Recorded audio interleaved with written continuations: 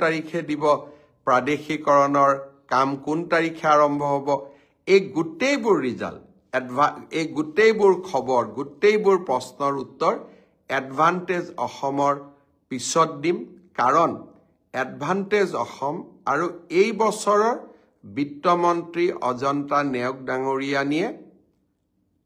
যি বাজেট আগবঢ়াব তাৰ বহু প্ৰশ্নৰ উত্তৰ আমি বাজেট আৰু মোৰ পৰৱৰ্তী ব্ৰডকাষ্টৰ জৰিয়তে আপোনালোকে লাভ কৰিব পাৰিব আপোনাৰ জন্মদিনৰ দিনা 10,000 টকা মহিলাসকলৰ বাবে প্ৰদান কৰিব আই মাতৃসকল মোৰ আসল জন্মদিন 1 ফেব্ৰুৱাৰী কিন্তু চৰকাৰী কাগজত লিখা জন্মদিন 1 এপ্ৰিল সেইকাৰণে 1 এপ্ৰিলৰ দিনাখনে মই বিহালীত যাম কাৰণ ব্যক্তিগত হিচাপে মোৰ জন্মদিন 1 ফেব্ৰুৱাৰী কিন্তু চৰকাৰী হিচাপত মোৰ জন্মদিন 1 এপ্ৰিল আৰু সেইকাৰণে